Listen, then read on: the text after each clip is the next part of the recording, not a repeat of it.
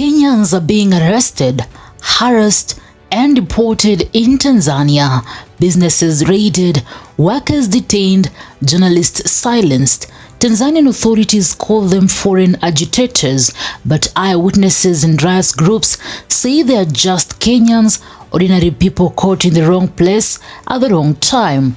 12 years ago, in the same country, former US President Barack Obama stood in Dar es Salaam and issued a warning.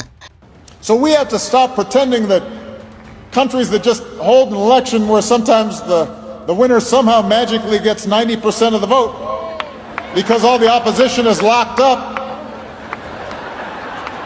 or can't get on TV is a democracy.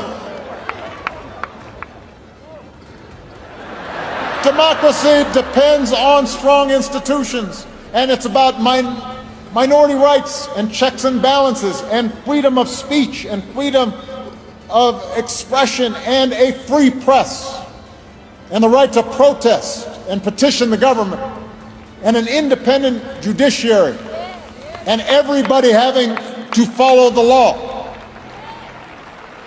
And yes, democracy can be messy and it can be slow and it can be frustrating. I know, I promise. In 2025, those words have come full circle. President Samia Suluhu Hassan has just claimed 98% of the vote in an election marred by arrests, censorship, and fear. And as protests spread and borders burn, Kenyans have become the new scapegoats of Tanzania's tightening regime. What began as a post-election anger is now a regional crisis, echoing the very warning Obama gave about democracy's decay in Africa. Mimi Samia Suluhu Hassan. On October 28, 2025, Tanzania held its general elections. President Samia Suluhu Hassan claimed a near-unanimous 98% victory. Opposition leader Tundu Lissu was arrested even before voting ended. The Chadema party was barred from campaigning freely, and critical journalists faced cybercrime charges for reporting on irregularities.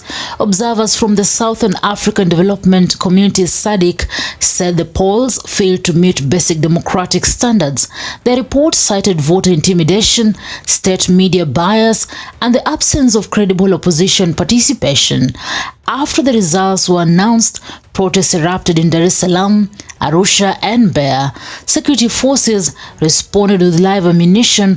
Internet access was cut nationwide, yet short clips leaped through the blackout, showing chaos in the streets, smoke from burning tires, and police trucks packed with detainees. By early November, the unrest crossed into Kenya's border towns, Migori, Isebania, and Homa Bay, where protesters clashed with Tanzanian officers. 2 Kenyans were confirmed dead. Between November 3rd and 5th, Tanzania's crackdown expanded beyond its own citizens. Dozens of Kenyans were detained in coordinated raids across Dar es Salaam, Arusha, and Mwanza.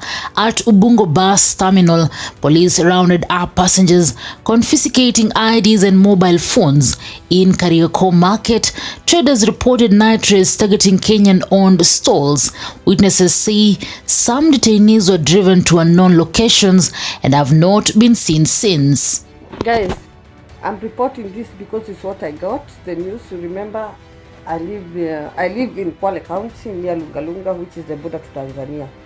Saa hii wale wa Kenya wako Tanzania wanatoroka wanakuja pande ya Kenya, guys. It's so sad. If you have a family member in Tanzania, this is what I'm reporting. If you have any member with Kenyan origin, don't leave Uganda, leave DRC, leave Zambia. The government of Tanzania is targeting Kenyans. They say they are the ones when waliandamana, their citizens hawakuandamana, and they want to put them behind bars. They don't care if you work as a boda. They don't care about anything. Right now, hapa kwa border ni mbili za Tanzania. Kuna Namanga na kuna Lungalunga. Right now, a lot of people are wanatoroka wanakuja pande hii ya Kenya because the government has declared a war towards the Kenyan citizen. Guys, this report I'm telling, hata mkubwa wa polisi wa huko amesema Mkenya yote yako huko, hiyo tabia ya kuandamana ni tabia ya Wakenya. Watanzania hawawezi kuandamana hiyo ni sisi tumewaletea. Hawajawahi ona hiyo tangu hata wakati Julius Nyerere alikuwa. The last time watu waliandamana siku ile Idi Amin alivamia huko. That's what the commission of police is saying there. So guys, if you have a member of your family, friends, relative or anybody who is in Tanzania, check on them. They are not okay. Authorities claim these arrests target foreign agitators who allegedly crossed from neighboring countries to fuel unrest, but there is no proof of that.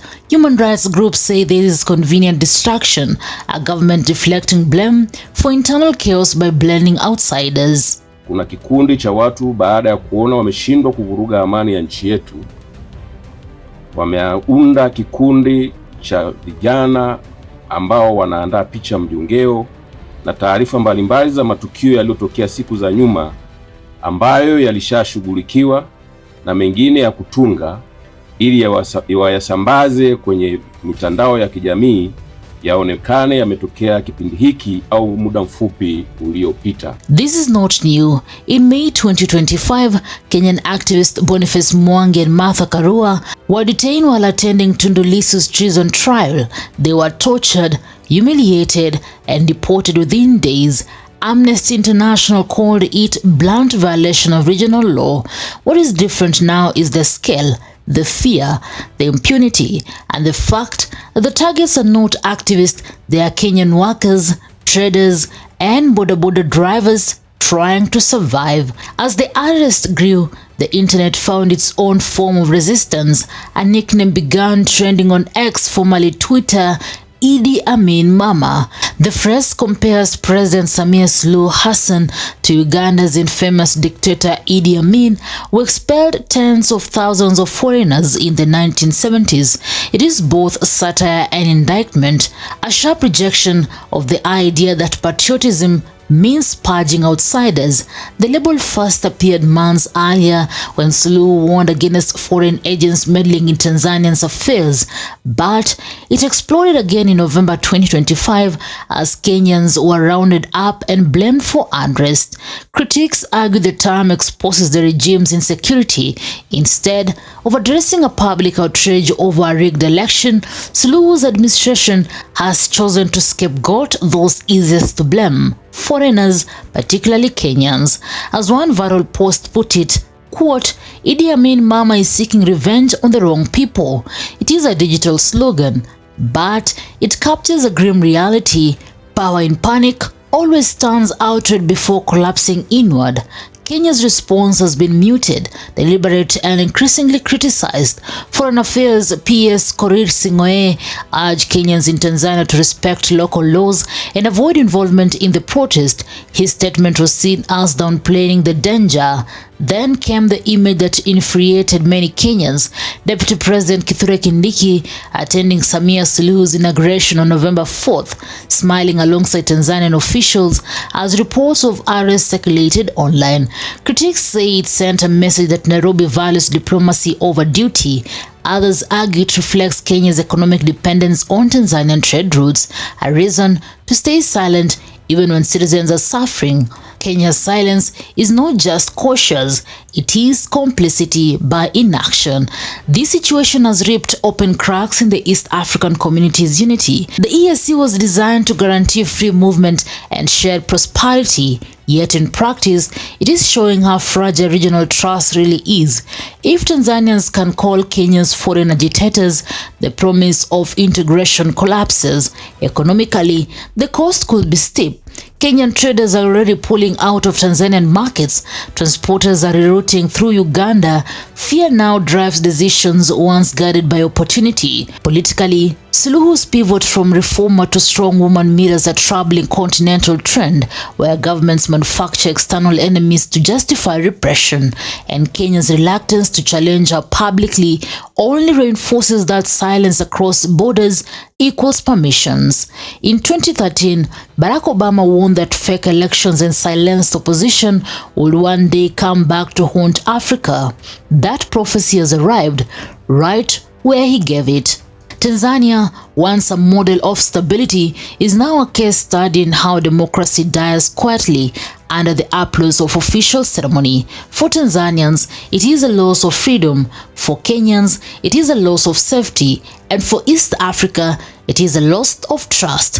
When leaders manipulate democracy, the damage never stops at their borders. It spreads through fear, through silence, and through the people left behind. Newsroom, Maisha TV, Reader Kering Chebet.